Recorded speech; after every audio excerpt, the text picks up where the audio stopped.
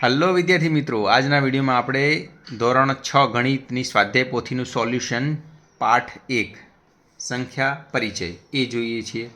સૌપ્રથમ અધ્યયન નિષ્પત્તિ અહીંયા આપેલી છે, પછી વિષય વસ્તુના મુદ્દા આપેલા છે, પછી પૂર્વ જ્ઞાન. તો 10,000થી 1 લાખ સુધીની સંખ્યા જ્ઞાનનું તમને જ્ઞાન હોવું જોઈએ અને મૂળભૂત ગાણિતિક ક્રિયાઓ સરવાળો, બાદબાકી, ગુણાકાર, ભાગાકારની આવડત હોવી જોઈએ.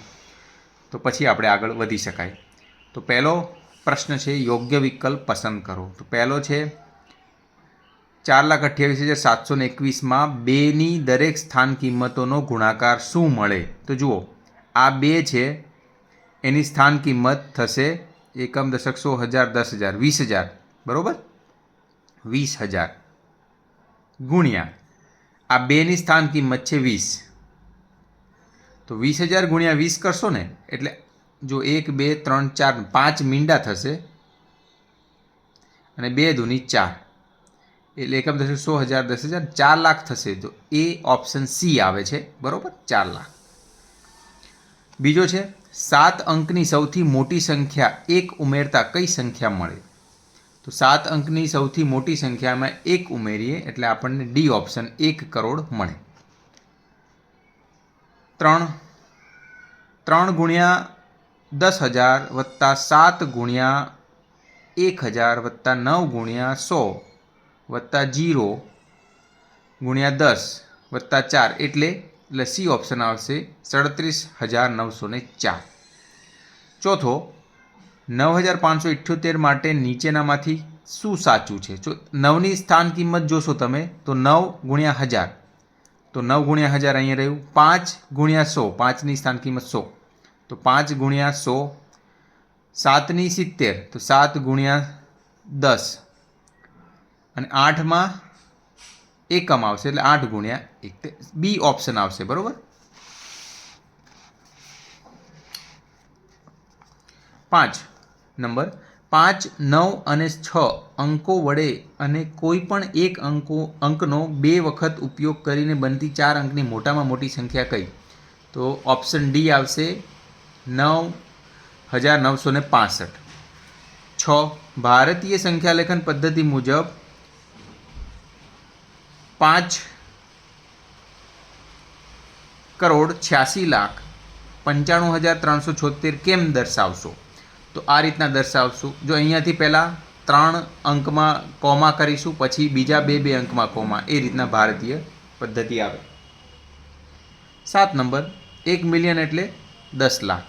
8 નંબર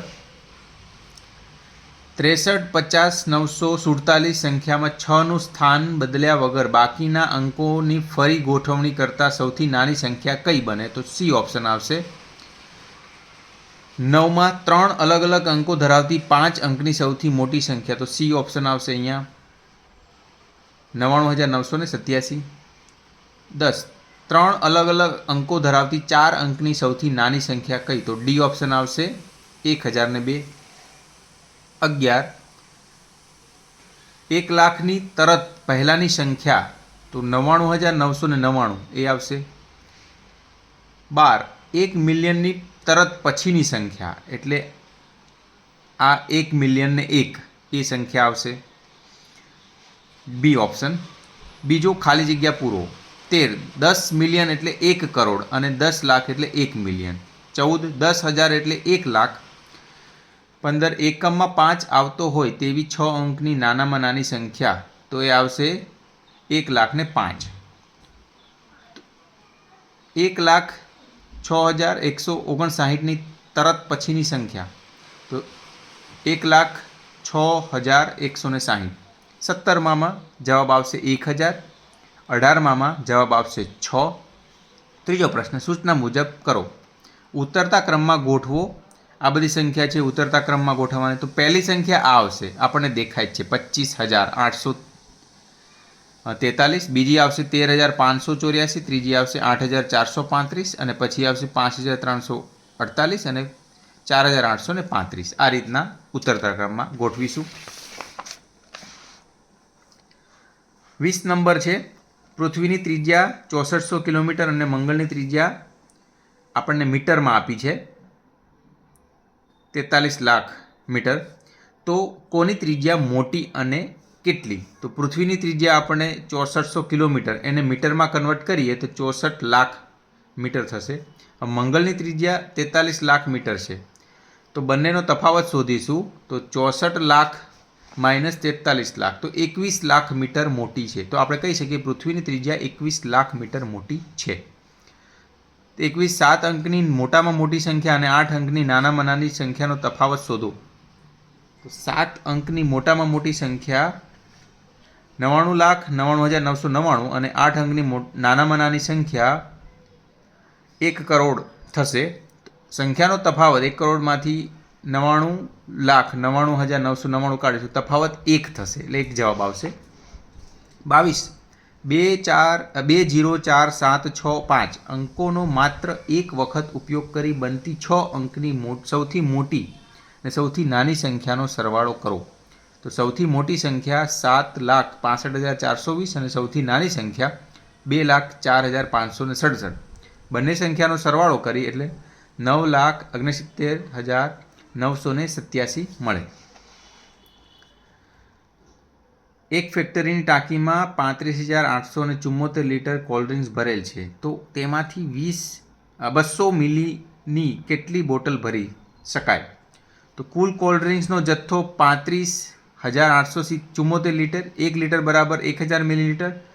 તો 35,874ને મિલીલીટરમાં કન્વર્ટ કરીશું એટલે 3,58,74,000 મિલી થશે.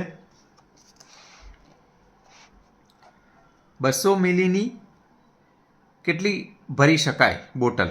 તો 3,58,74,000 ભાગ્યા 200 કરીશું એટલે આપણને જવાબ મળશે 1,79,370 બોટલ ભરી શકાશે.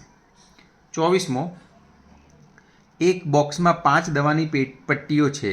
આ દરેક પટ્ટીમાં 12 દવાની ગોળીઓ છે. દરેક દવાની ગોળીનું વજન 500 મિલીગ્રામ છે. તો આવા 32 બોક્સમાં રહેલી દવાનું કુલ વજન ગ્રામમાં શોધો. તો એક બોક્સમાં દવાની પટ્ટી 5, એક પટ્ટીમાં ગોળી 12, એક ગોળીનું વજન 500 મિલીગ્રામ.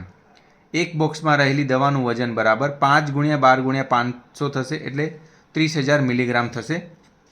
હવે 32 બોક્સમાં દવાનું વજન તો 30,000 × 32 એટલે કે 9,60,000 મિલીગ્રામ થશે. હવે મિલીગ્રામને ગ્રામમાં કન્વર્ટ કરવાના છે. તો 1000 મિલીગ્રામ બરાબર 1 ગ્રામ, તો 9,60,000 મિલીગ્રામ બરાબર એટલે કે આને 1000 વડે ભાગી નાખવાના એટલે 3 મીંડા જતા રહે એટલે 960 ગ્રામ બચે. ચલો 25મો, કેટલા લાખથી 5 બિલિયન બને? તો 50,000 લાખથી 5 બિલિયન બને. અધ્યયન નિષ્પત્તિનું સર્વગ્રાહી મૂલ્યાંકન. તો યોગ્ય વિકલ્પ પસંદ કરો. તો 1 બિલિયન એટલે ડી ઓપ્શન 10,000 લાખ આવશે. બીજો, નીચેનામાંથી કઈ સંખ્યા સૌથી નાની છે? તો આ જે સંખ્યા છે એ ઓપ્શન આવશે. બીજું, સૂચના મુજબ કરો. એક શર્ટ બનાવવા માટે 2 મીટર 15 સેમી કાપડ જોઈએ તો 40 મીટર કાપડમાંથી કેટલા શર્ટ બનાવી શકાય? કેટલું કાપડ વધે? તો 2.15 મીટર બરાબર એક શર્ટ, 40 મીટર બરાબર કેટલા? તો 40 × 1/2.15 કરીશું એટલે આપણને 18.604 જવાબ આવશે મીટરમાં. હવે એટલો મતલબ શું થયો કે 40 મીટર કાપડમાંથી 18 શર્ટ આખા બનશે અને 6 મીટર 4 સેમી કાપડ વધશે.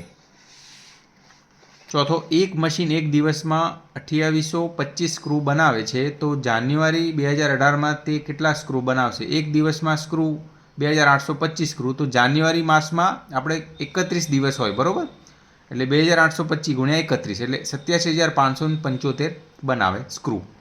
મતલબ લખીશું જાન્યુઆરી 2008માં તે મશીન 87,574 સ્ક્રૂ બનાવશે. 5મો, એક કંપની દરરોજના 6,790 રમકડા બનાવે છે તો આ કંપની ફેબ્રુઆરી 2020માં કેટલા રમકડા બનાવશે? હવે 2020 લીપ યર હતું એટલે દિવસો ફેબ્રુઆરી મહિનામાં 29 હોય એટલે 6,790 ને 29 વડે ગુણતા 1,96,910 રમકડા બનાવશે એવું જવાબ લખી શકીએ. તો અહીંયા આપણે આ સંપૂર્ણ જે પહેલા પાઠની ધોરણ 6 ગણિતની સ્વાધ્યાય પોથીનું સોલ્યુશન પૂર્ણ કર્યું.